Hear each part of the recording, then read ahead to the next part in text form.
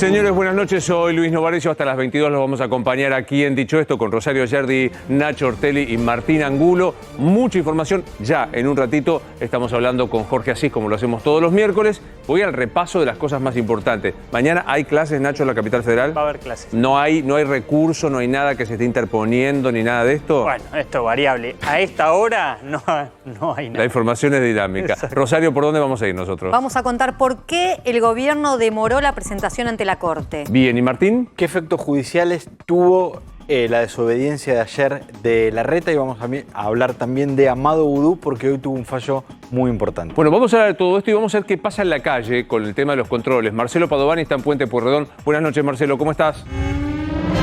¿Cómo te va, Luis? Estamos en el Puente Pueyrredón con los controles que está haciendo, en este caso, la Prefectura Naval Argentina. Te doy algunos datos, Luis. Sí. Vos sabés que el Ministerio de Transporte, bueno, la principal preocupación en estos días, en estas horas y desde toda la pandemia, te diría, durante toda la pandemia, Luis, te diría, fue el transporte público. Vos sabés que me pasa un dato, el Ministerio de Transportes de la Nación, que a partir de la reducción horaria, es decir, a partir de las 8, de que a las 8 hay que estar en casa, bajó un 55% el nivel de circulación de personas en el transporte público.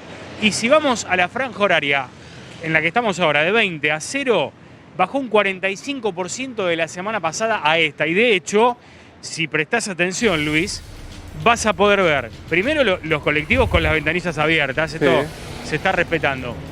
Y en segundo término, casi vacíos los colectivos a esta hora, ¿eh? Casi vacíos. No viene gente parada. No quiero complicar a mis compañeros de la mesa, pero comparto con vos el diagnóstico, Marcelo. ¿Tenemos índice de disminución de circulación en la zona del AMBA, Rosario? Sí, sobre todo en Capital Federal, si lo queremos comparar con el día de ayer. Recordemos que ayer algunas escuelas permanecieron cerradas y hoy totalmente abiertas por esta discusión que se da entre la ciudad y nación si utilizan el transporte público los alumnos y padres y docentes o no. Y solamente ayer, por ejemplo, hubo en Ciudad de Buenos Aires 734.396 pasajeros. Ayer con escuelas cerradas, hoy con escuelas abiertas hubo 787.000 pasajeros, un 6% más. O sea, no mueve el amperímetro. No mueve el amperímetro, pero recordemos que no están la totalidad de las escuelas cerradas ahora. Marcelo, allí la impresión que hay es que los controles surtieron efecto porque estamos viendo la imagen que vos describiste con palabras. Colectivos prácticamente vacíos. Bueno, en relación a la semana pasada te diría que sí, prácticamente. Mirá el 95, por ejemplo. Claro. Viene con muy pocos pasajeros, mirá. No sé si lo llegan a apreciar, yo estoy al ladito. Sí, se ve perfectamente. Acá viene el 148, a ver. Viene con las luces apagadas, ahí vamos a tener... Ah, no, bueno, está encendida la luz. Bueno, este 148, este es el halcón, ¿no? Este es el verde y amarillo, ese que lleva mucha gente, desde Constitución hasta Florencio Varela. Perdón, me confundo porque me estoy escuchando cuando estoy hablando también. Mismo, perdón, claro.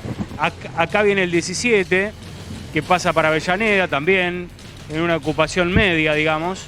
Sí, no es la ocupación, Luis, que veíamos la semana pasada en Constitución, ¿eh? Esto aparentemente se ha ordenado, al menos por lo que puedo ver yo acá en la calle. Bien.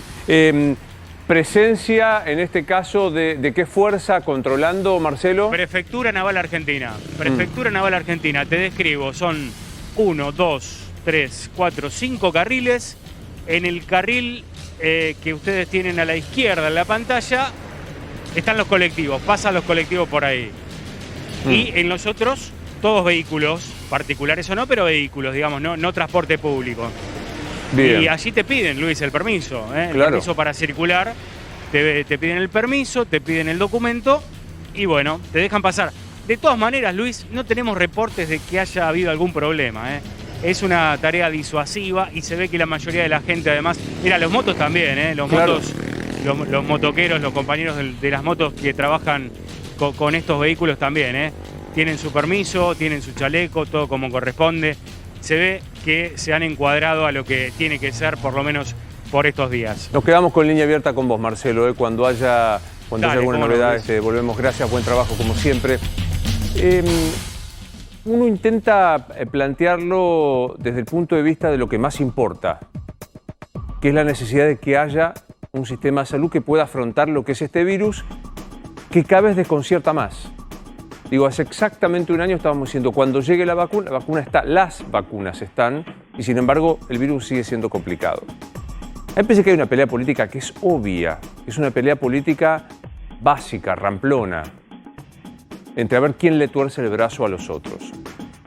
Y me parece que hay que tomar algunos datos que son objetivos, porque incluso frente a los mismos números, los análisis que hay son absolutamente opuestos. Digo, hoy fíjate esto, la ministra de Salud dice estamos frente al peor momento de la pandemia y a la media hora sale una foto del ministro Trota que dice estudiamos la presencialidad administrada. No entiendo. Si hace una semana no había presencialidad de ningún tipo y el presidente sacó un decreto, ¿cómo es que su ministro ahora estudia algo administrado de la presencialidad? ¿Se ponen de acuerdo? Yo voy a complicarlo al director, si podemos, porque hoy estuvo con Viviana Canosa, Claudio Velocopit, pero charló esta mañana con nosotros en Radio La Red y me pareció bien gráfico. ¿Cómo es Velocopit? Explica. ¿Cuánto te calienta esta discusión de que un juez dice A, el juez dice B, que las escuelas sí, las escuelas no? Bueno, es que me parece que lo que estoy haciendo es pelotando en la cubierta del Titanic. Es decir, tenemos un tema terrible, estamos discutiendo quién trae los calentitos. Me parece que hay una realidad de la situación que nadie toma. Es decir, no hay ninguna duda, Luis, porque para que esto quede claro, no hay ninguna duda que los colegios es una cuestión fundamental. Bueno, me pensaba que nuestro editor, nuestro muy buen editor de audio, sostiene un concepto de respeto hacia vos y pone un pip para que no se escuche la palabra pelotudeando. Yo creo que es hora de que terminemos de los eufemismos. Y yo comparto este diagnóstico, perdón la generalización, porque las generalizaciones nunca son buenas. Pero los que toman decisiones hoy están pelotudeando en la cubierta del Titanic. ¿Cuál es la solución? La que sea es por consenso. No hay soluciones mágicas, iluminadas, ni del presidente, ni de Horacio Rodríguez Larreta. Estamos en un escenario nunca visto. El presidente emite un decreto inconstitucional. A la parte tengo que decir, Horacio Rodríguez Larreta desobedece una orden judicial. Un gobernador de la Argentina desobedece a un juez. Porque los dos creen que tiene una razón superior. Yo quiero decirles que en un sistema más o menos organizado de república, de Estado de Derecho, se juega adentro del sistema. Se pelea desde adentro, no desobedeciendo, no interviniendo. Para poner nombre y apellido a esto que muy bien decía Velocopit, está con nosotros Cecilia Irrazábal, que es la jefa de terapia intensiva del Clínicas, uno de los lugares modelo de la Argentina de la salud pública. Doctora, soy Luis Novarecio, buenas noches. Hola, buenas noches. Descríbame lo que está pasando en usted y en los médicos que trabajan a nivel de angustia, preocupación por el coronavirus.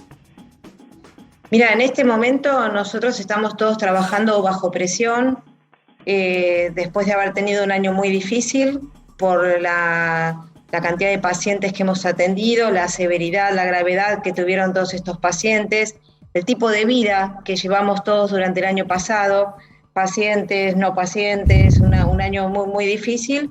Y bueno, y cuando uno pensaba a lo mejor que íbamos a estar un poco más tranquilos, se vino esta ola que tuvo un crecimiento muy acelerado. De repente llegaron muchos pacientes más jóvenes, tal vez quemando etapas más rápido. Tengo la impresión, esto no es algo estadístico, tengo la impresión que los vemos con más gravedad que el año pasado y que uno sabe que son pacientes que una vez que ingresan a terapia, si los podemos asistir y van respondiendo, tienen mucho tiempo por delante en terapia. Entonces, claro, el crecimiento de esto, las limitaciones que tenemos para volver a incrementar el número de camas en el sistema de salud, creo que en todos lados tenemos el mismo problema, se hace complicado. Entonces, eso es nuestra mayor preocupación. ¿Cuánto hace que es médica, Doc? ¿Cuánto hace que es médica? ¿Cuánto hace que es médica? 35 años debe ser, más o menos. Luce de 40. Si le sirve el piropo y le gusta, luce bueno, es un luce poquito más, un poquito más. ¿Y cuánto hace que es terapista?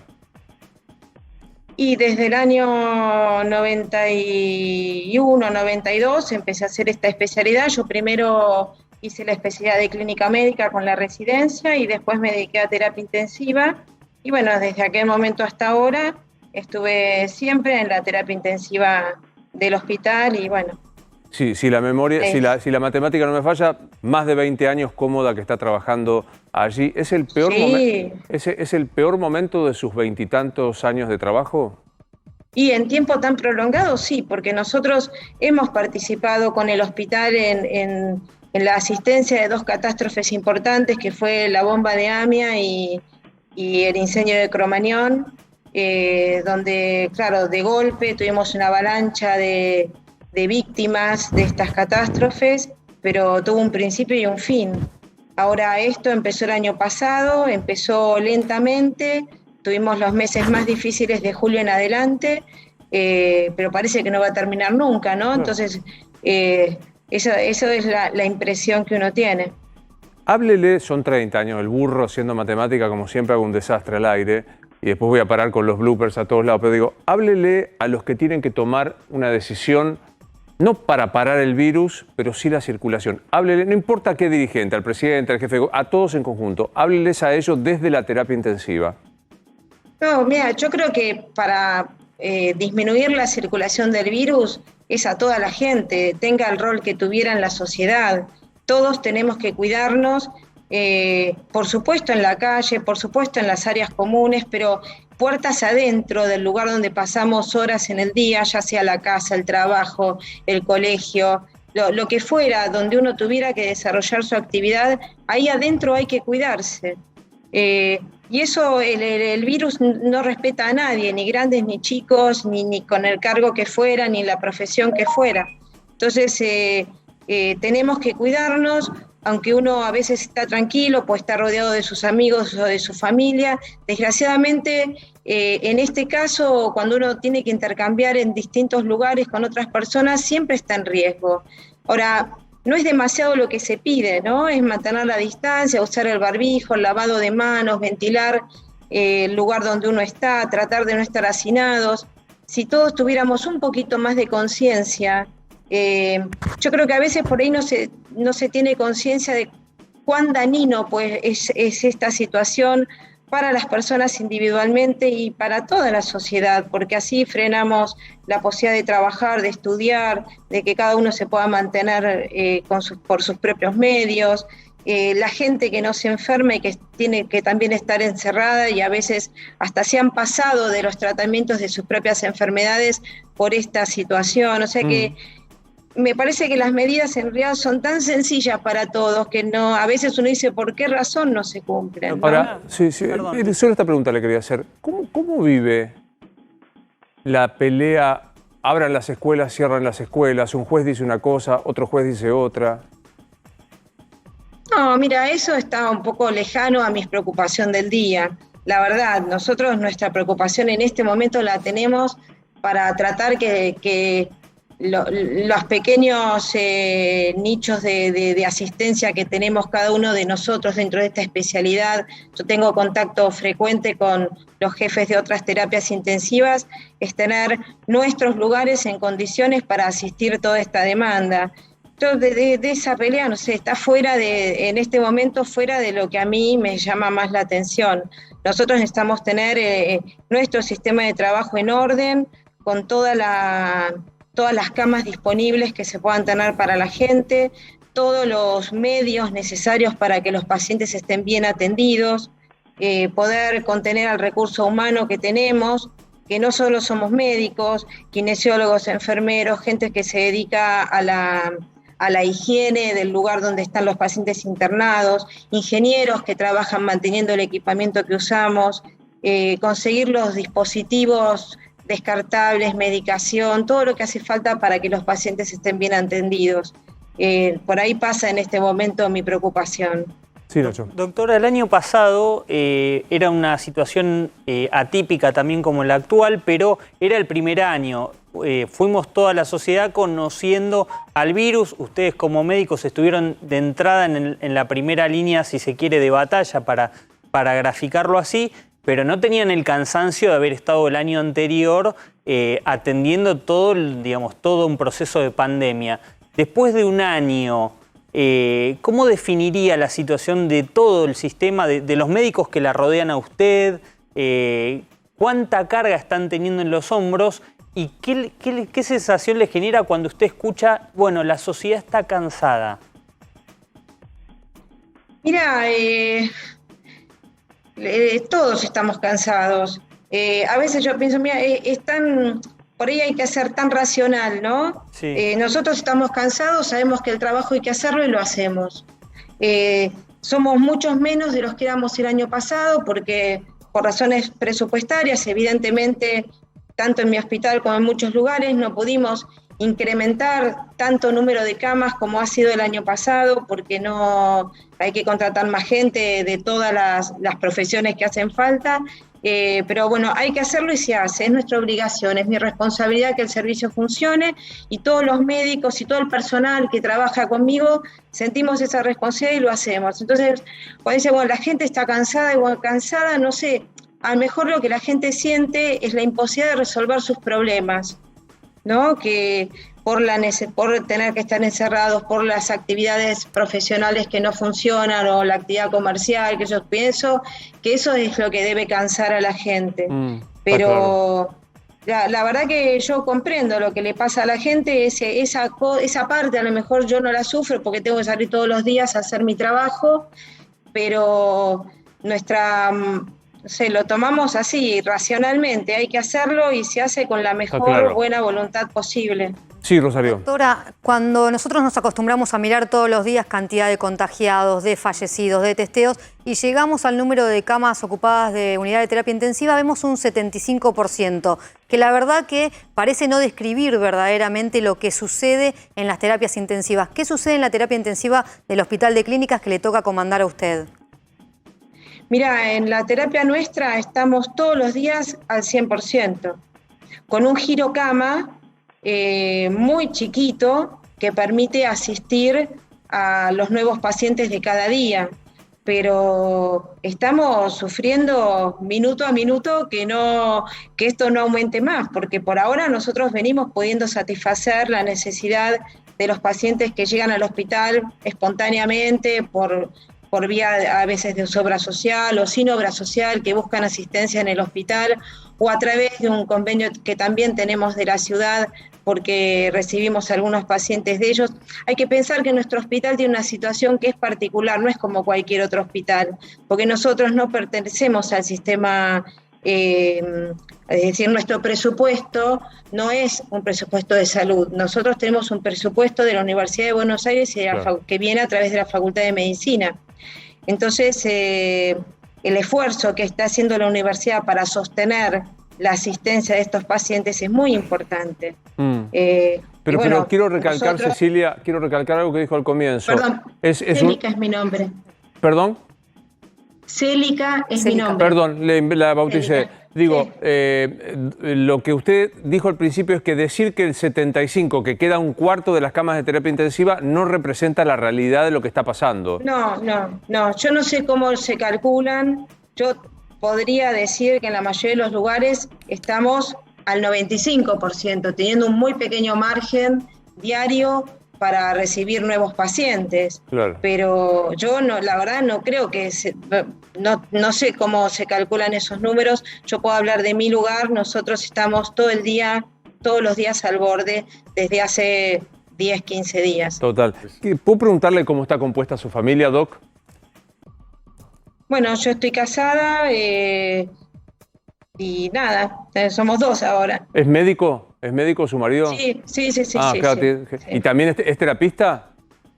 También es terapista, es el ex jefe de la división del hospital, de la división terapia intensiva, y en este momento él, si bien está jubilado, él es consultor del servicio y está trabajando como lo ha hecho toda su vida, viniendo al hospital todos los días, haciéndose cargo de la asistencia de los pacientes, llevando adelante la actividad con todos los demás que somos trabajadores activos, digamos, y él cumple la misma función que ha hecho toda su vida. ¿Y en algún momento cuando se encuentran en casa después del estrés de laburar en la terapia, dicen, no lo aguantamos más, esto no da para más?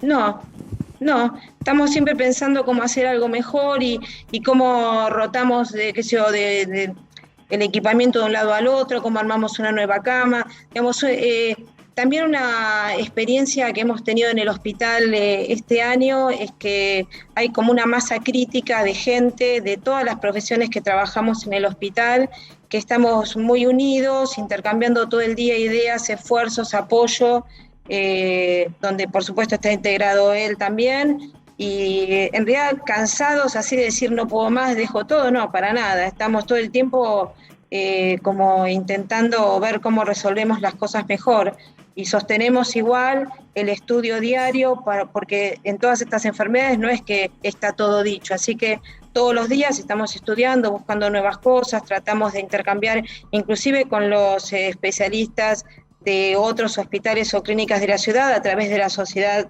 de Terapia Intensiva, que es la que nos, la que nos une, y muchas veces teniendo intercambio con especialistas del exterior que uno ha conocido en su vida, y bueno, también lo hacemos.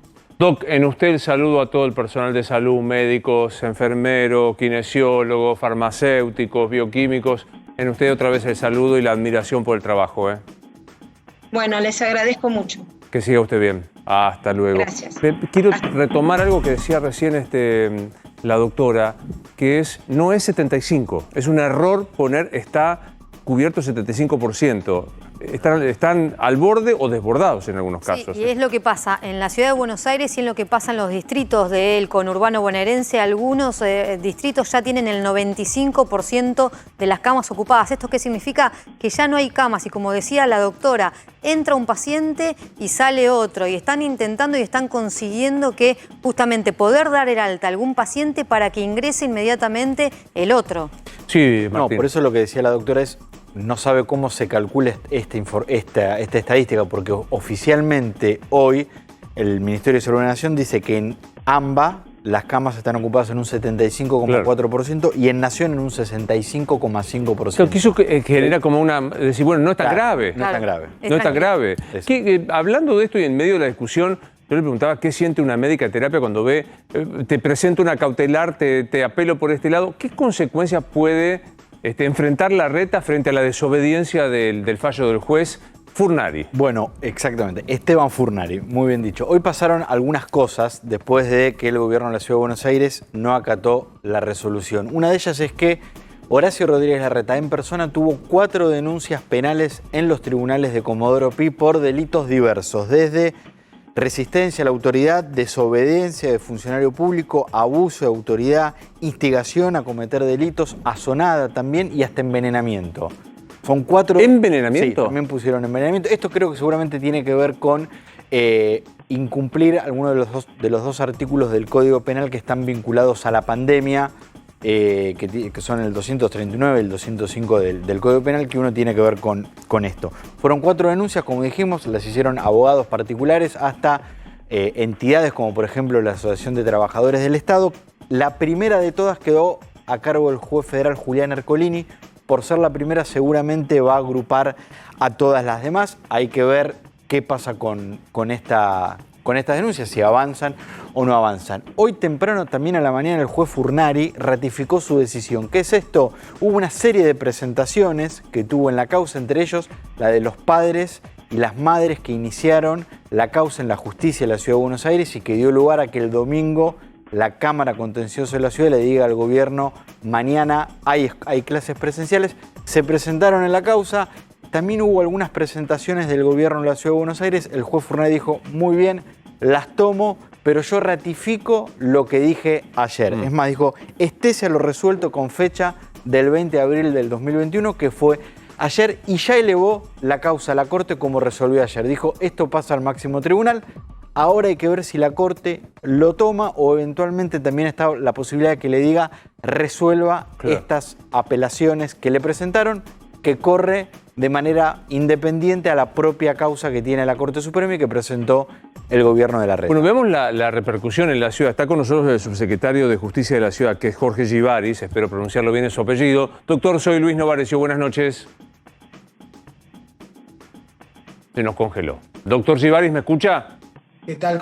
¿Cómo le va? Bien, me parece que no... Sí, más o menos la conexión, pero intentemos. Ahí estamos. Yo sé que usted me va a explicar técnicamente que primero hubo un fallo de la Cámara Contencioso Administrativa de la ciudad, que el caso de Funaris era, excederse de su competencia y demás, pero digo, mirando lo que está pasando con el panorama sanitario que hay, ¿no me parece que debería quitarse la discusión de los tribunales y llevarlo a la política lo que está ocurriendo? Mire, lo que hizo la Ciudad de Buenos Aires, una vez conocido el DNU del señor presidente y ante el avasallamiento de la autonomía, más que una cuestión facultativa del jefe del gobierno y de los funcionarios, es defender la autonomía de la ciudad frente al avasallamiento. Eso se planteó ante la Corte le dio un trámite sumarísimo al expediente. A mí me hubiese gustado mucho que el Estado Nacional conteste lo antes posible para que la Corte esté en condiciones de resolver desde el mismo momento que corrió otra vez la demanda. Yo creo que la situación amerita, como dijo el jefe de gobierno, diálogo, consenso, actuar conjuntamente como se hizo el año pasado. Lamentablemente, él siempre estuvo abierto a esa apertura, a ese consenso, pero no ha logrado eco en el gobierno nacional y eso lo ha llevado a tener que defender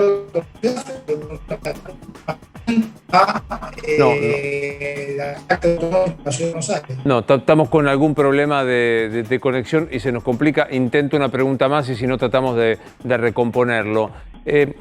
Insisto con esta cuestión, más allá de la técnica jurídica, si hay que ir a tal o cual tribunal o si es la Corte el organismo competente como parece serlo.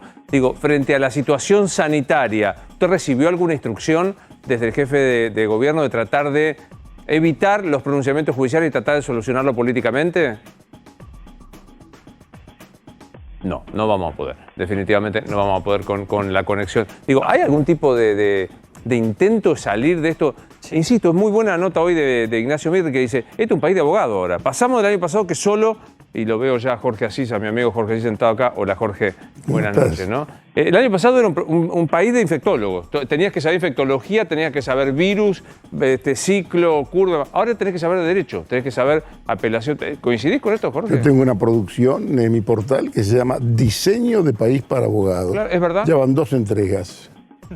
Y va a haber más. Ahora nos vamos a sentar a charlar con esto. ¿Hay alguna salida política que se esté vislumbrando? Sí, se está vislumbrando salida política de ambos lados, Luis.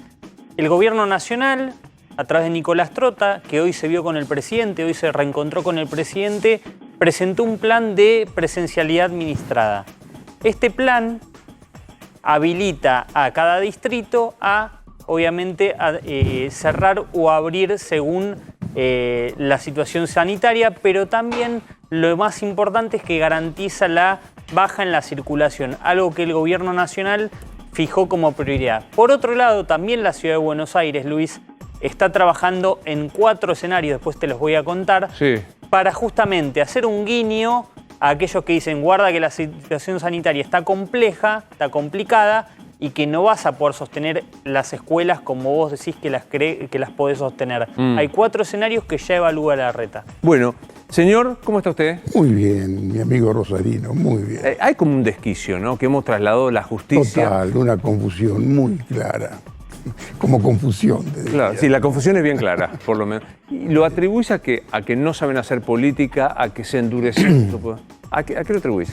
Mira, yo hoy hablé de una pulseada política entre un presidente al que se le diluye la autoridad y un alcalde que se ve en condiciones, por supuesto, de sucederlo. Y yo creo que el problema no es la educación. Por supuesto que el problema es el coronavirus, que a veces casi lo dejamos de costado porque creemos que el sujeto, la referencia principal es la educación. Lo que hoy defiende Larreta, por supuesto, con la educación adelante, lo que defiende es la autonomía de la ciudad. Lo de él es la autonomía de la ciudad. Y exactamente te van a decir el segundo artículo del decreto. Lo que les interesa es la cuestión de la autonomía. Y por supuesto que fue desde el punto de vista político, que entiendo un poco más que la cuestión epidemiológica, que la podemos hablar si querés, lo que yo puedo pensar sobre las vacunas y demás, pero tenés muchos voceros más especializados. Yo te puedo decir, hasta el 30, los chicos de la escuela primaria van a estar en la casa. Hasta el 30 los de la primaria en la casa. A partir del 30, los chicos de la escuela primaria van a volver a las clases de una forma controlada. Lo que no va a volver va a ser la secundaria. ¿Pero esto merced a la decisión de la Corte o a un plan de la La presencialidad decisión de administrada? la Corte todavía tenés que esperar. Acá te lo va a decir más el amigo Angulo. Hay 5 días que tiene el gobierno para responder, que por supuesto se los va a tomar. Como dice un amigo muy allegado a la Corte, hay más operaciones que en el Garrahan. Está lleno de operaciones. Están en contacto, por supuesto, todos los jueces, pero es como si la Suprema Corte gobernara. Sí, claro. Que es lo que me da vergüenza desde el punto de vista del análisis político. Porque, bueno, el tema es el coronavirus, al que nadie le encuentra la vuelta. Yo ayer cité una gran sentencia de un gran escritor italiano que te va a gustar mucho, que es Claudio Magris, que dice que el virus este produce más cambios que la Segunda Guerra Mundial. Y esto es exactamente así. Este virus se lo llevó puesto a Donald Trump. Este virus arrasa, si vos querés, con Bolsonaro. Produce una serie de cambios en la cuestión geopolítica que me parece que nos vamos a sorprender. Pero quiero reforzar esto que acabas de decir, que va un poco también en línea con lo que quiere la ciudad. No es todo o nada. Fíjense, los chicos mayores de 16 años son los que más se contagian, secundario. Entonces vos decís que el gobierno nacional estudia o tiene decidido que a partir del 30 vuelve la presencialidad. Según mi información, probablemente mala es así. ¿Vuelven solo los de la primaria? Vuelven los de la primaria con una cierta rigurosidad en el control, te diría, ¿no? Un control estricto. Pero la secundaria te diría no. Ahora, acá se desmoronaron todos los planteos que tienen que ver con la lógica. Porque nosotros ahora todos decimos, todo va a la Corte. Si el pronunciamiento de la Corte llega a ser favorable al gobierno, vas a tener otro espectáculo como el de anoche, porque hoy también, con el tema educativo, que si vos querés tapa el problema sanitario, con la cuestión también de la autonomía, pero se oculta con bellas palabras una sociedad que está casi en estado de insurrección, que está muy enojada. Y que esto sí, por supuesto, que es un fenómeno que tiene que ver con la política y tiene que ver con los 2 sectores mayoritarios que componen hoy las principales fuerzas políticas, ¿no? Yo recién le preguntaba a los chicos si hay algún tipo de puente. ¿Te acordás que hace dos o tres miércoles vos insistías, el presidente rompió, dinamitó todos los puentes con la Corte, con la oposición, con los grupos económicos? ¿Hay algún puente que Alberto esté tratando de reconstruir? Te dije que en el caso de Alberto hay una especie de cuestionamiento natural a su autoridad, digamos. Cuando vos no tenés autoridad o la autoridad se te diluye y pareces, sin serlo, autoritario, estás en problemas. Cuando querés sobreactuar estas cuestiones de autoridad. ¿Qué es lo que está en juego? En el gobierno, en Alberto Fernández está en juego la autoridad. Y Rodríguez Larreta prácticamente resolvió el problema fundamental de su interna política. Porque hoy todos, algunos te diría no con muchas ganas, están detrás de Larreta en ese lugar, ¿no es cierto? ¿Alberto lo ayudó a resolver la interna a Larreta?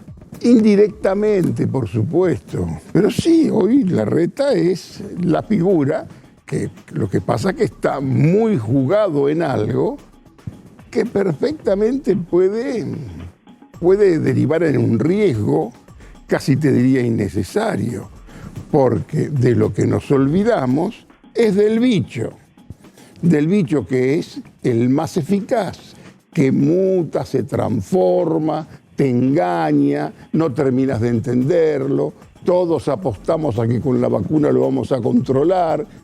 Yo te dije a vos que va a haber vacunas de sobra en la Argentina. Creo que a partir de junio este nuevo emprendimiento argentino va a amagar con 200.000 dosis diarias. ¿El Richmond? Para Argentina y América Latina, ¿no? ¿El Richmond del Marcelo Figueiras? Marcelo Figueiras, con algunos armadores bastante conocidos que no los quiero identificar, que hicieron un negocio muy importante, juntaron muchas cabezas e hicieron algo serio. Y es muy bueno que en este momento de descreimiento, cuando tenés la moral por el piso, cuando te parece que sos una porquería, que te fuiste al descenso, a ese argentino que hasta astrológicamente lo tenés que contener cuando se cree Gardel o Maradona, pero también lo tenés que contener cuando se siente el último tipo de la tierra, ¿entendés? ¿Por qué ese anuncio que a mí me parece muy importante y vos estás diciendo, ojo, que están en condiciones de ser mucho más que las 20 y pico? Y ojo que también están en condiciones de ocurrir esas cosas terribles que se vaticinan y se anuncian de la provincia de Buenos Aires. Y aquí nadie quiere responsabilizarse de los muertos. Acá tiene que haber prudencia en este campo, cordura, porque acá se trata de muertos. Esto no es un chiste. Son muchos los miles de casos y hay muertos. Ahora, digo, ¿por qué el presidente no se... Los otros días lo vi en una conferencia de prensa anunciando viviendas que eran de la anterior gestión, un anuncio, no digo menor, pero un anuncio no rimbombante, y no pasa nada con lo de Richmond y esta fabricación, que de paso el único que sacó una foto en el laboratorio fue Sergio Massa con esa velocidad que lo caracteriza. Uno de los armadores fundamentales, que por supuesto se va a enojar si uno lo dice, tuvo que ver con Sergio Massa.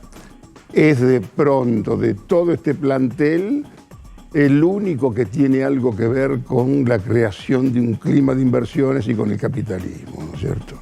Sí, yo también vi esa fotografía de Massa, que es también uno de los que intenta articular puentes y del que hoy no se habla muy bien.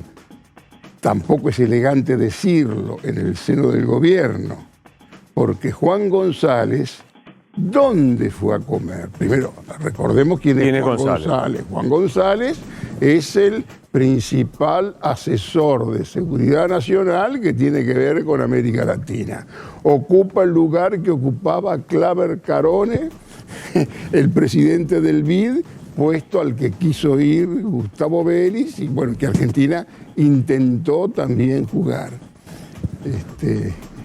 La única comida social que tuvo Juan González fue con Massa, que tengo entendido que en algunos pesos bastante pesados del gobierno hubieran querido comerse por lo menos un choripán ahí cerca, a esa mesa, ¿no es cierto?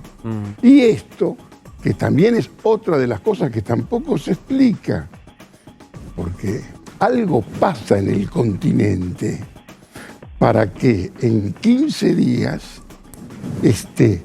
Felipe Solá, que creo que es una autoridad internacional de renombre, en una conferencia de 1 hora con Blinken, el secretario de Estado. Lo tenés al jefe del Comando Sur, lo tenés después a Juan González, interesado en nuestro máximo producto regional, que es el peronismo. El producto regional de la Argentina no son alfajores, ni es el peronismo. Interesado y preguntándole a todos con las cuestiones que tienen que ver con eso. Algo pasa acá, muchachos, o soy yo el que mira una película equivocada. ¿Y qué pasa, digamos? ¿Cuál es la preocupación? ¿Qué es lo que pasa? Es China, hermano. Hoy saco una nota que te recomiendo que se llama Importa China, no Venezuela. Acá, incluso, hasta para las chicanas tiran todo el día el tema Venezuela, nos fuimos del Grupo de Lima, importa nada.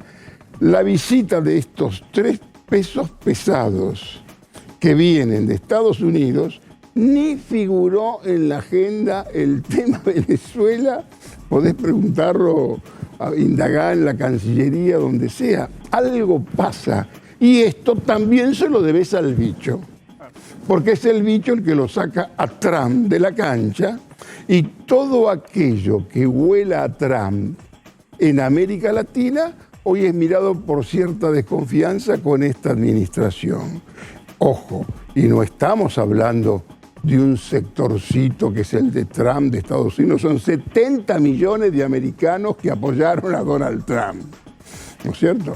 Y también muchos de los que protestan y muchos de los que fueron adherentes al macrismo, también les cuesta entender que todos los aliados importantes en la región que tuvo Macri son hoy los observados por Estados Unidos, que no quieren ni siquiera visitar.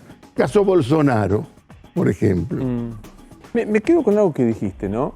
En esta pulseada parece ser que la que va a dirimir es la Corte, lo cual era un fracaso estrepitoso de la política porque, digamos, no pudiste resolverlo políticamente. Y anticipa también que si el resultado de la Corte es desfavorable para todo el sector medio y medio alto, que sale prácticamente instintivamente a manifestar, si el fallo es adverso a esos intereses, va a incendiarse la Corte. Pará, eso no es menor lo que está diciendo. Si el fallo dice, tiene razón Alberto, te imaginas... Porque acá todos decimos vamos a la justicia, siempre y cuando la justicia falle a mi favor. A favor mío. Si no falla a favor mío, empiezo a decir, fue designado juez en la época de tal tipo y de tal otro, porque hay una capacidad para denigrar y para descalificar que es absolutamente envidiable. ¿Tenés alguna info de qué piensa la Corte para resolver? Hoy Martín plantea algunas cosas, no se imaginen, una cosa tajante que van a decir Alberto sí o al revés. Pues, mira, la Corte tengo entendido que atraviesa en un momento de cierta carencia de tensión interior. Los embates riesgosos, infantilistas y casi chiquilines del gobierno prácticamente galvanizaron todas las diferencias que podían existir en la Corte. La Corte se va a tomar su tiempo, por supuesto. No vas a pretender que los tipos te resuelvan esto el fin de semana para ver si mandás al chico al colegio. Lo que es una irresponsabilidad es tener el tema de la educación como escudo en el primer plano. Acá la discusión es la autonomía y alguna medida sanitaria que se complica en el marco de una diferencia política, de una campaña electoral que prácticamente ya está desatada, y acá nadie quiere perder, viejo. Yo creo que te lo planteé parcialmente la semana pasada y ahora lo voy más derecho. Vuelve la crisis sanitaria y desaparece automáticamente la doctora. Y tal vez es algo que le conviene, porque, digamos, ¿qué es lo que pasa acá con Alberto? Los defectos o las posibles fallas que puede tener Alberto también se le endilgan a la doctora. Y la doctora, según mi información probablemente mala, lo que menos quiere es que se debilite Alberto.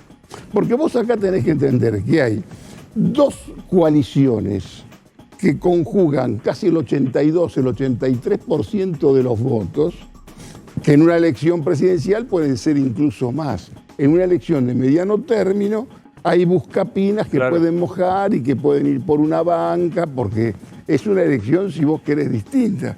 Pero acá nadie puede arriesgarse a perder un grupito.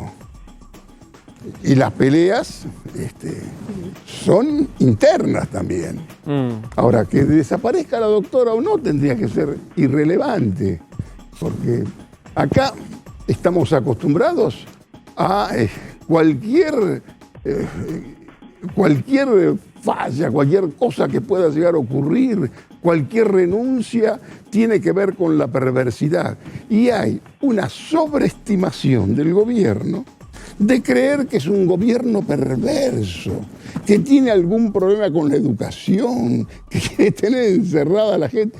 Le tocó esto, que le podía haber tocado, si vos querés, también al oponente. Yo no sé si le hubiera tocado al oponente qué es lo que harían estos muchachos, los oficialistas actuales, en materia de reacción, ¿no es cierto? Hoy este es un momento, me parece, yo suelo decir, quizás aburro, yo trato de no repetirme, alguna vez te lo dije, este es un momento para Valium y no para anfetaminas.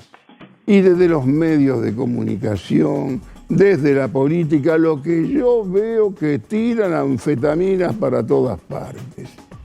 Y no hay, y si no, a la corte. Y queremos que Lorenzetti se junte con Rosati, con Maqueda,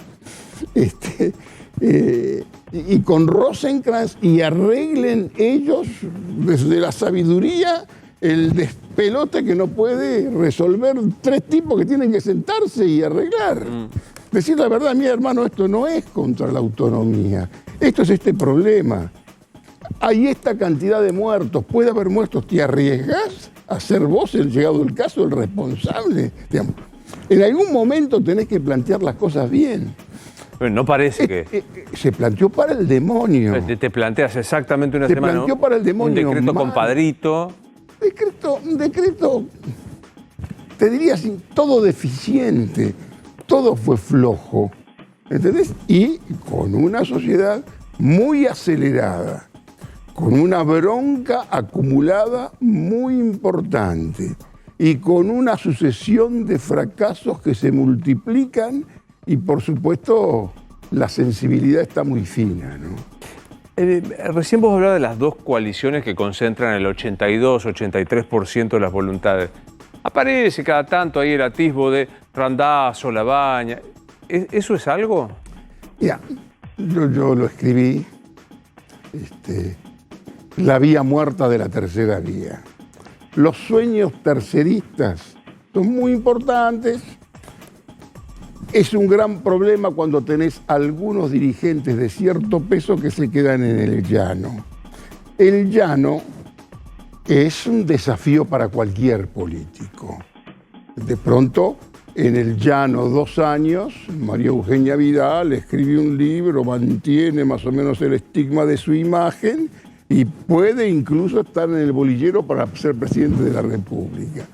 Otro deja de estar 4 meses, 6 meses en la televisión y desapareció, ¿no es cierto? Lo de Randazzo no me parece mal. Randazzo es un dirigente que la doctora tendría que perdonarlo.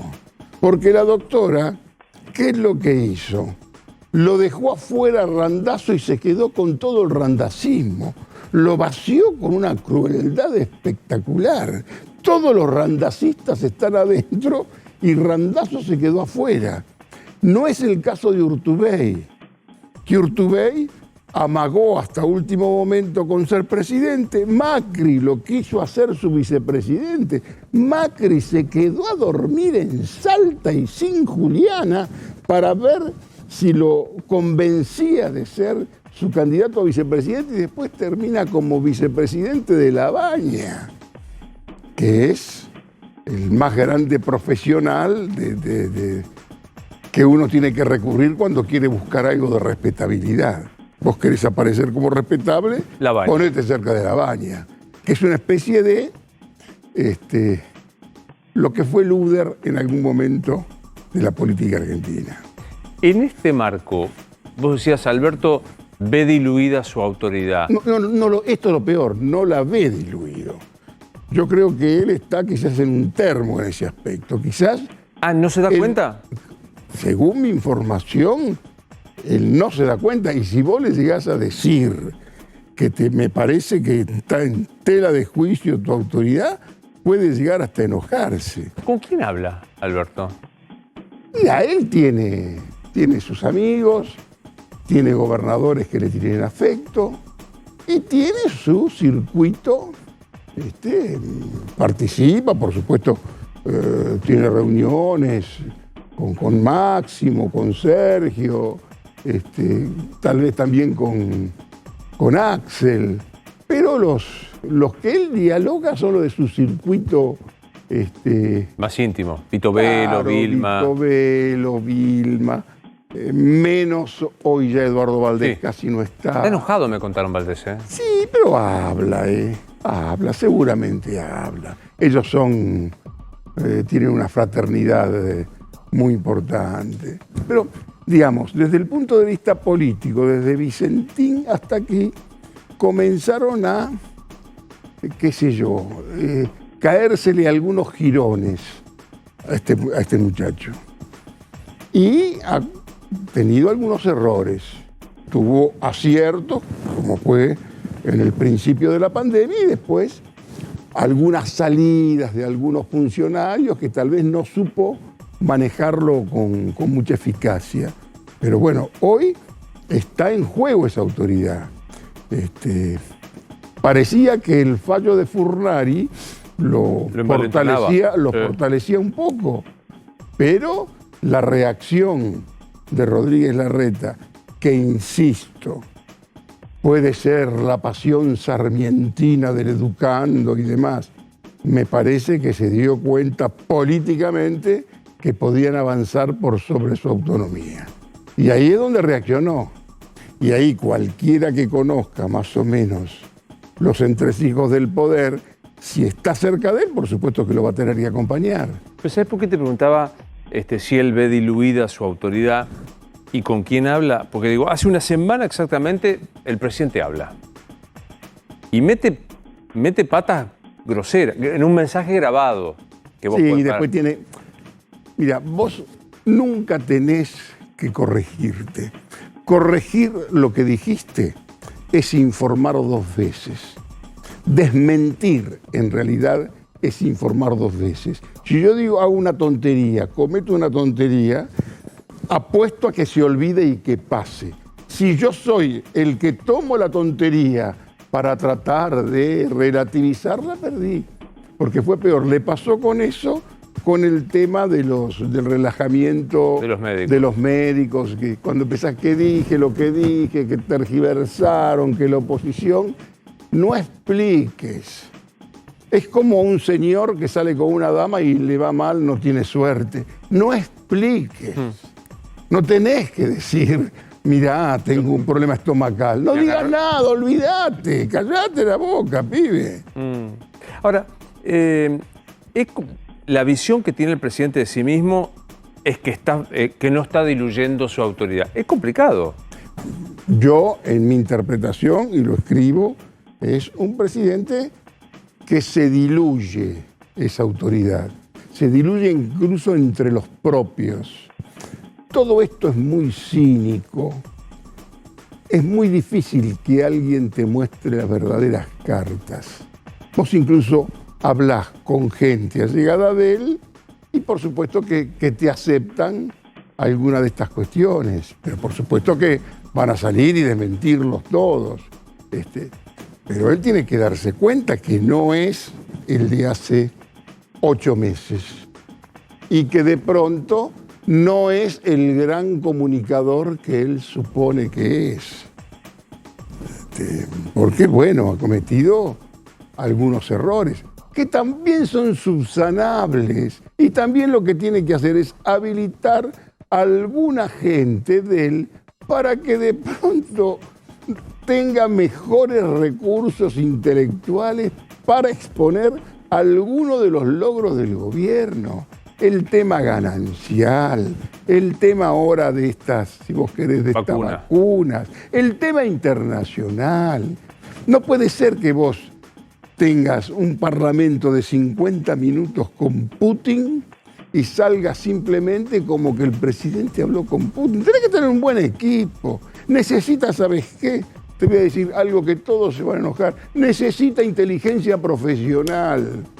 Si vos tenés una inteligencia profesional no es chupar teléfonos y alcahueterías. Inteligencia profesional es dotar al presidente, si vos querés, de todos elementos que tienen que ver con la sabiduría, que sepa un lugar donde llega y qué es lo que pasa en ese sitio. Y ahí no le podés chingar. No podés chingar lo que representaba la sensibilidad en el tema educativo, lo que fue la cuestión Vicentín. Muchas cuestiones que vos, lo que fue cuando te fuiste al lago Puelo, no sé dónde, y que te reciban a cascotazos, ¿entendés? Vos con un equipo verdadero de inteligentes, con un Hugo Enzorrey y algunos muchachos, te lo resolvían ese problema, no te hacía falta mucho, ¿no? En esta coyuntura, hoy Alberto depende más de sí o de los que están afuera para taponar esa dilución de la autoridad. Mira, todos los que están a su alrededor, ninguno quiere que se diluya su autoridad. Nadie quiere ocupar su lugar. Quizás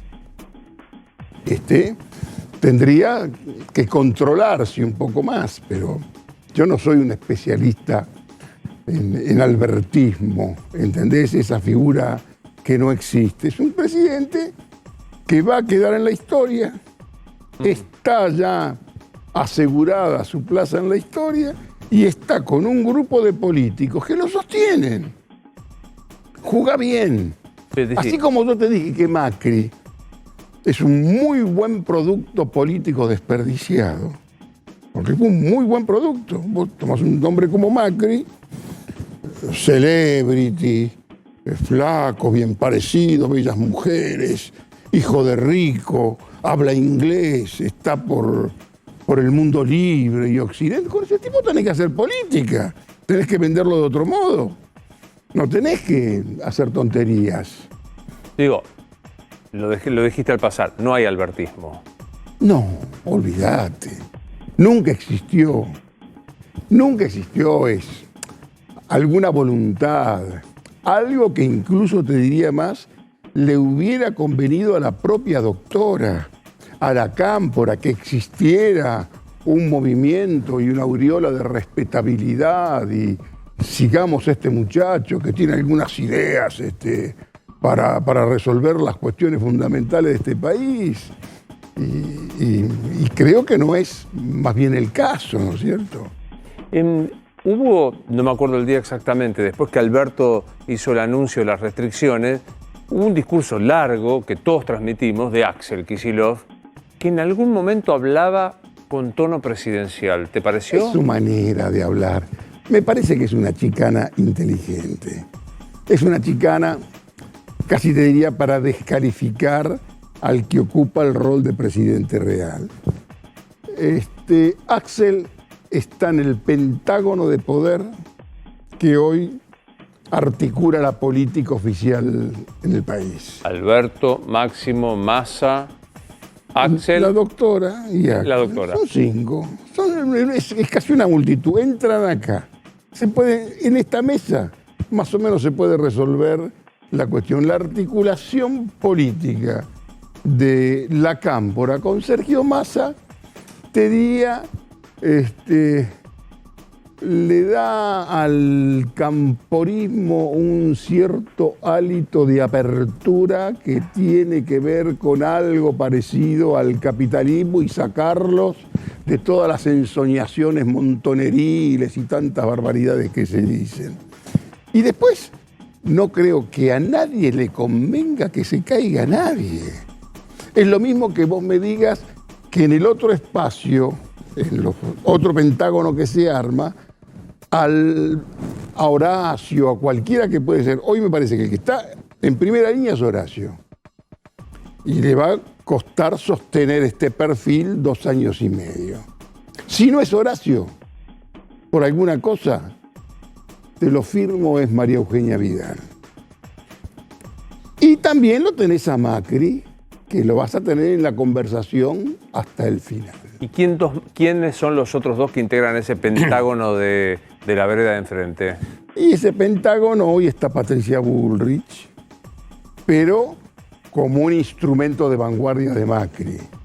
Hoy, Patricia Bullrich, lo que pasa que yo no me confiaría nunca en Patricia Bullrich como instrumento porque el ángel exterminador podrá haber exterminado hasta Marcos Peña, pero a Patricia Bullrich no creo que te la pueda exterminar. Y después tenés que ubicar a un radical que hasta la interna radical, a la que casi nadie le prestó atención, la interna radical de la provincia de Buenos Aires, donde Maxi Vidal le gana a Pose, era prácticamente casi un candidato opuesto a la presidencia o a la jefatura de gobierno.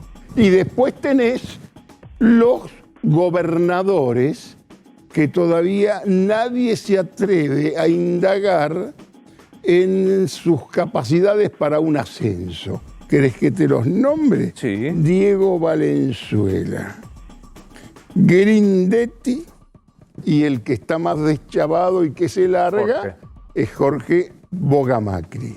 ¿Qué le ponemos al clavo? Jorge Bogamacri, que tendría que llamarse Jorge Bogamacri, que es el apellido de la madre, si quiere jugar fuerte en la provincia de Buenos Aires. El apellido Macri en la tercera sección electoral no creo que genere grandes adhesiones. Todo lo pueden leer en Jorge Asís Digital, el mejor portal de política que existe en la República Argentina. Allí está Oberdán Rocamora, entre otros. Y a usted lo veo el miércoles que viene, como siempre. Pero cuando diga mi amigo Rosario, no me diga que ya me tengo que ir. Y tan sí, rápido, hicimos 36 minutos hoy. Charlamos, pasa que fue tan interesante que ni te enteraste. 36 minutos exactos charlamos. Bueno, pero bueno, mi amigo Rosarino, fue un gusto para mí. Nos estamos viendo. Vamos y volvemos.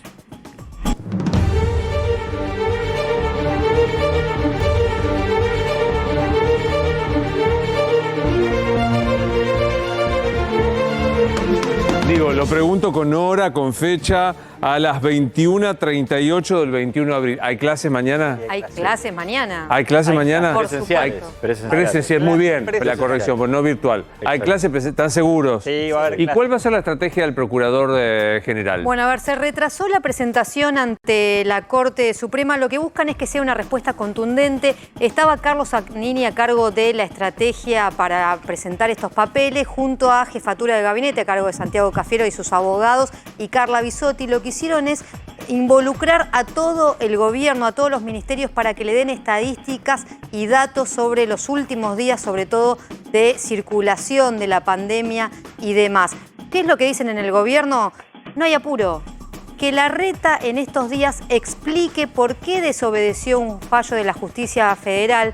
No tenemos ningún apuro en resolver. ¿Y por qué no tenemos ningún apuro en resolver? Porque en realidad este fallo va a ser importante para cómo Alberto Fernández va a administrar la pandemia de acá en adelante. Es decir, no hay diálogo entre Alberto Fernández y Horacio Rodríguez Larreta, pero las restricciones van a tener que continuar. Lo que diga la Corte va a ser clave para ver el poder que va a tener Alberto Fernández en pleno pico de la pandemia. Hoy estamos con 25.000 casos, pero aseguran que va a ser mucho más alto esto. Entonces, este va a ser el fallo importante. ¿Qué es lo que decide la Corte para la próxima administración? Claro. De lo que diga Alberto O sea, Fernández? lo que Es está decir, diciendo Zanini es déjalo, que explique ahora cómo hace para desobedecer una norma en medio del pico de contagio. O sea, que es una doble situación. Y después veamos qué dice la Corte, que yo no me imagino que vaya a resolver. El martes vence el plazo El que martes tiene. vence el plazo y se van a Martes a primera tomar- hora, ¿no? Sí, 9:30 tiene plazo hasta el martes que viene a las 9:30 de la mañana. Sí, claro. Y en el medio de esto reaparece Trota, recompuesto del sopapo que recibió la semana pasada, y anuncia presencialidad administrada. Hoy habló con el presidente Luis Trota sobre este tema que ya lo había planteado Trota a los ministros de Educación de las provincias. Se los había planteado como plan estratégico del gobierno nacional. Lo que pasa que después Alberto Fernández salió y con ese decreto le cambió el escenario, le cambió la cancha. Volvieron a hablar del tema. Alberto Fernández tomó el plan de Trota, lo analiza por el hecho de que, como bien decía Rosario, viene para largo la pandemia y va para largo. Hasta que no lleguen más vacunas, hasta que no se pueda vacunar más gente, va a tener que ir administrando la apertura y los cierres. Con lo cual, si la Corte falla a favor del gobierno, el gobierno igual va a implementar un plan de presencialidad administrada. Hablan de una propuesta intermedia. Tenemos que salir del debate presencialidad sí o presencialidad no. Puede ser presencialidad ni, puede ser presencialidad a veces. ¿Cómo sería esto? Un poco así habría una posibilidad. La primaria sí, la secundaria no. Claro, es disminución de la frecuencia presencial. Por ejemplo, priorizar los grupos prioritarios. Luis, valga la redundancia. ¿Qué quiere decir esto? Grupos prioritarios hoy están marcados por el gobierno nacional como sala de 5, los chicos de sala de 5, la primaria, primer año del secundario y el resto tal vez no. Tal vez se hace una presencialidad de 2/3 días en las escuelas y el resto en las aulas. Recordá que vos podés juntar lunes, martes y miércoles, pueden ir los chicos al colegio, jueves, viernes, lunes y martes no, y ahí ya tenés una especie de burbuja para evitar la circulación del virus. Y también marcar medidas de cierre por tiempo definido. ¿Qué quiere decir esto? Viste que cuando Alberto Fernández en el DNU dijo hasta el 30 de abril nadie le creyó o muchos lo pusieron en duda. Bueno, plantear que va a ser así, va a ser 15 días sí, pero después al día 16 vas a tener clases, quédate tranquilo, y después tal vez tengas que volver a cerrar. Elena va a estar, hasta que se entienda el sistema va a ser muy difícil. Nos vamos a Estados Unidos para saber qué está pasando allí, en donde siguen los récords de vacunación. Entiendo que ya se analiza la posibilidad de que vuelvan algunas vacunas que habían sido suspendidas por cuestiones sanitarias. El que más sabe en sus impecables informes es Adrián Sack. Buenas noches, señor. ¿Cómo le va? Muy buenas noches. No tan impecable hoy quizá por una cuestión meteorológica, ¿no? Hacía 26 grados cuando estuve trabajando todo este día, para 24 y ahora bajó a 9 la temperatura, con lo cual estando con esa ropa y con este pelo se hace muy difícil todo. Unos vientos terribles, me desacomodó todo. Pero así como descendió la temperatura tan abruptamente, debemos decir que fue el ritmo de vacunación el que empezó a sufrir bajas, ¿no? En el ritmo. Estábamos en 3,5 millones y pasamos a 2,15 millones hoy. En realidad ya de ayer venía amainando, y esto tiene que ver con la suspensión de la vacuna de Johnson & Johnson, que se cree que el viernes próximo, o sea, pasado mañana, va a ser rehabilitada, va a ser nuevamente administrada, como lo estuvo siendo autorizada, como lo fue hasta la semana pasada. Ya va a cumplir 10 días de suspensión. Se cree que sí, pero no es eso lo que hizo caer el ritmo. Las vacunas se siguen proveyendo de la misma manera, se está abasteciendo a todos los Estados Unidos de vacunas y de gente que las aplica, de recursos. Todo está perfecto. ¿Qué está pasando? Hay gente que no está yendo a vacunarse. Por primera vez es mucho mayor la oferta que la demanda. Esto porque ya se vacunó el 50%, el 52% en realidad por ciento de la población adulta, pero ya nos empezamos a encontrar con los primeros bolsones de población de resistencia, que son particularmente los jóvenes de entre 18 y 35 años que no están encontrando, según encuestas, sobre todo que se hacen en los colegios y en las universidades, no están encontrando motivos para vacunarse, porque leen, investigan y escuchan en las noticias que solo el 1% de todos los que fallecieron por COVID era gente mayor de 35 años, ¿no? Sobre todo concentrado en la franja etaria superior a los 65 años, que tiene aquí en los Estados Unidos el 73% de los fallecidos. Entonces dice, ¿para qué vacunarnos si hay uno de los casos de Johnson & Johnson, que es una chica de 18 años, tuvo un coágulo cerebral, fue uno de estos 7 casos que hay hasta ahora, y al ser tan joven creen que es la juventud lo que le trae los problemas justamente a la gente, las contraindicaciones. Pero esto es, si lo miramos en otra luz, ¿no? Es absurdo, porque son solo 6 casos entre 7 millones de personas que recibieron la vacuna de Johnson & Johnson. Pero así todo, hay resistencia por parte de los jóvenes que están yendo en menor medida, en menor ritmo que el resto de la población, y también entre afroamericanos y los resistentes de siempre, ¿no? Los que manejan teorías conspirativas, que es un núcleo duro de un 15% del total de la población adulta, que dicen puede poner en riesgo el hecho de alcanzar la inmunidad de rebaño, o sea, llegar al 90% de la población adulta. Adrián, entonces, ese es el problema que tenemos aquí ahora. Adrián, como siempre, un placer escucharte y nos encontraremos en toda la programación de A24, ¿eh? Hasta favor, luego. el gusto es mío. Nos vamos a Uruguay y allí Gustavo Descalzi siempre nos plantea el panorama de la banda oriental. Hola, buenas noches, Gustavo. ¿Cómo le va? ¿Cómo le va, Luis? Bueno, les voy a decir de vuelta, Uruguay vuelve a este triste podio. 61 fallecidos la última jornada. Los datos acaban de salir hace minutos nada más y más de 3.000 nuevos contagios. Lamentablemente volvimos a cruzar la línea de los 3.000 casos. Estos 3.000 casos que le ponen al Uruguay en este triste podio de ser el país con mayor cantidad de contagios y mayor cantidad de fallecidos en el planeta, según el estudio que se ha hecho. Quiero decirle que las autoridades en el Uruguay venían, digamos, como entusiasmadas porque las últimas 3 jornadas habíamos estado en el orden de los 2.500 casos, 2.200, 2.300 la última jornada, pero lamentablemente volvimos a transitar esta realidad, Luis, donde esta escalada sigue alta, pero por otro lado se cruza con la otra realidad, la buena noticia, que el Uruguay viene vacunando muy bien. Frente a esto, las restricciones se piensan todavía más, Gustavo, en tu país. Hasta ahora el presidente le ha dicho que no. Las restricciones puestas que son, bueno, ya lo hemos repasado, la presencialidad en los colegios, en todos los niveles de la educación, es en principio hasta el día 3 de mayo, pero yo ya lo he adelantado acá de que se va a correr. Seguramente el gobierno se tome todo el mes de mayo, de acuerdo a cómo venga, primero, el plan de vacunación por un lado y segundo, cómo venga el nivel de contagio. Contagios altos tenemos por ahora, Luis. Decirle que el sistema de salud en el Uruguay, el CTI, la terapia intensiva, está algo más del 50%. Las autoridades han advertido que de seguir este nivel por arriba de los 3.000 casos, es posible que en 15 días el sistema colapse. Lo veo, me parece, en un lugar conocido. ¿A dónde está usted ahí, Gustavo, en este momento? Bueno, estoy parado en la famosa casa, voy a moverme, señor director, ahí la ve. Esta es la entrada de la Mari. Lo he traído hasta acá para traerle algo de buenas noticias, de lindas noticias, que a mí son las que a mí más me gusta dar aquí en Punta del Este. Ahí está, esta es la casa de la señora Susana Jiménez. Se llama La Mari por la película, que ya ha cumplido 50 años. Fíjese usted, Luis, este año 2021 cumple 50 años la película La Mari.